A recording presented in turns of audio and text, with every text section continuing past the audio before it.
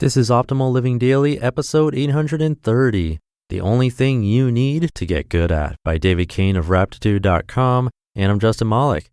This is the podcast where I act as a personal narrator for you for free, usually from blogs, but sometimes from books. Today's author is David Cain, an excellent writer who also does experiments and writes about those. Definitely check him out at raptitude.com for more. But for now, let's hear his post as we optimize your life. The Only Thing You Need to Get Good At by David Cain of Raptitude.com. A tiny article about Stoicism has had a significant influence on my life since I read it. Maybe for the first time in my adult life, I don't feel like I'm wasting much of my time. I feel unusually prepared to do difficult things. It was a short personal essay by Elif Batuman about how reading Epictetus helped her through a strained relationship, political turmoil in her country of residence, and other messy or insoluble worldly concerns. It also prompted me to start reading what are sometimes called the Big Three Stoic works, the Discourses and the Enchiridion by Epictetus, and the Meditations by Marcus Aurelius, who in his spare time was the emperor of Rome. I knew the basic idea of Stoicism, and it made sense. Don't freak out about what you can't control. It's perfectly logical, but logical isn't always practical, at least for a species whose members typically can't even fulfill their own New Year's resolutions. Humans have never been short on sensible-sounding advice. Spend less than you earn. Don't put off till tomorrow what you can do today. Be patient.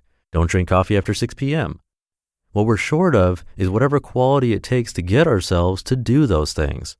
But I wasn't giving the Stoics enough credit. So far, their advice is very practical, more self-improvement suggestions than philosophical ideas. Basically, Epictetus tells you to continually divide your moment-to-moment concerns into two bins, the things you can control and the things you can't.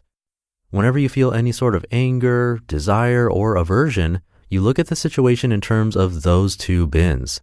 You quickly notice that the first bin is much, much smaller, and fortunately, it's the one you're responsible for.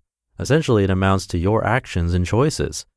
The second bin is enormous, and it is a responsibility of the gods. You can feel free to leave the gods' enormous bin entirely up to them, as long as you do your best to tend to your small bin of personal choices and habits. Of course, the larger bin still affects your life, even though you can't and shouldn't try to curate it. It contains matters such as when and how you die, how others act, the weather, and the stock market. Obviously, we have a stake in how these matters turn out, yet these outcomes aren't really up to us, and we shouldn't make ourselves miserable wishing they were. You'll be treated unfairly, you will get sick, you will lose everything, and you will die, and the gods, or whatever forces there are, will deliver those fates to you as they please. Stoicism gives you a very useful refrain towards these matters that are out of your hands. That is none of my concern. Even in my initial experiments with it, it's already become pretty easy to dismiss the largest categories of creeping worries, ones along the lines of, what if blank happens? Why can't blank just blank? I just wish blank.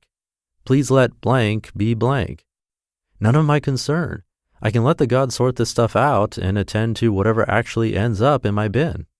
Our normal impulse is to see misfortune, loss, death, and the choices of others as primary concerns, since they can significantly affect our lives. But this is where the Stoics deviate from our natural inclinations. They offer a bold new take. A thing doesn't automatically become your concern just because it might affect you. The gods are doing things all day long that might affect you, but what they choose is their business.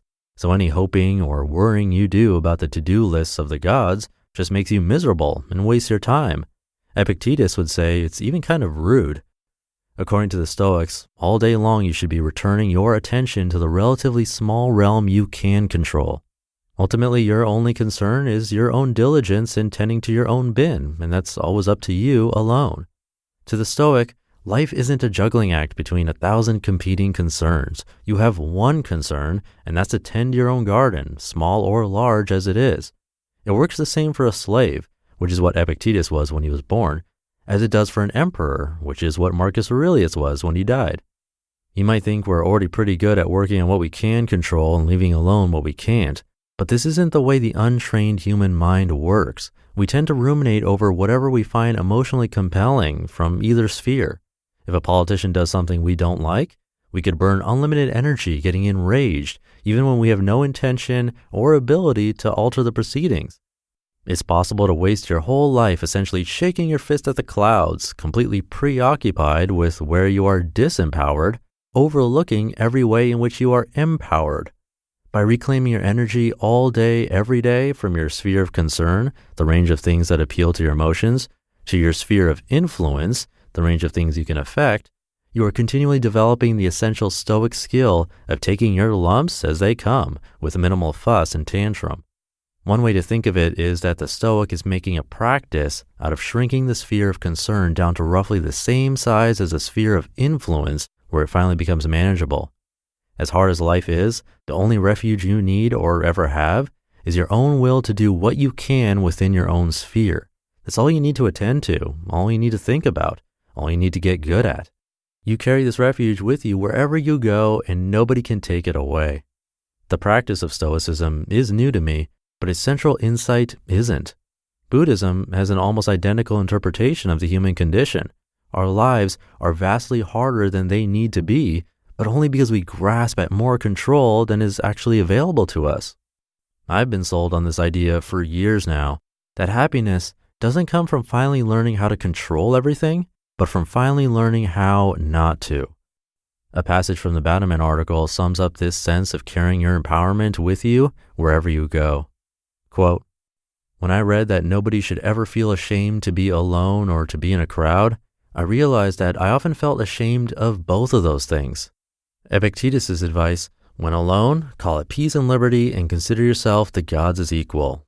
In a crowd, think of yourself as a guest at an enormous party and celebrate the best you can." You just listened to the post titled "The Only Thing You Need to Get Good At" by Cain of Raptitude.com. And just a quick note, if you didn't know, you can actually get ad and promo-free episodes of this podcast right in your podcast app by becoming a monthly patron for the show at only $2 a month. That's like 7 cents per episode. You can contribute more to get bonuses, but to remove the ads, the promotional content, stuff like this, and ending music is just $2 a month. You can do that and learn more at oldpodcast.com/help. It's greatly appreciated and helps keep all of our shows running. And that'll do it for today. Have a great rest of your day, and I'll see you tomorrow where your optimal life awaits. Hey, this is Dan from the Optimal Finance Daily podcast, which is a lot like this show, except more focused on personal finance. Justin handpicks the best posts he can find from blogs and authors like Ramit Sethi, Mr. Money Mustache, and more, and I read them to you 5 days a week. So if you enjoy this podcast, come on over and subscribe to Optimal Finance Daily too. And together, we'll optimize your financial life. You've been listening to Optimal Living Daily. Be sure to hit the subscribe button to stay up to date on each new episode, and head to oldpodcast.com, that's OLDpodcast.com, for a free gift as well as more actionable tips and resources to help you maximize your potential. Thanks for joining us, and remember, your optimal life awaits.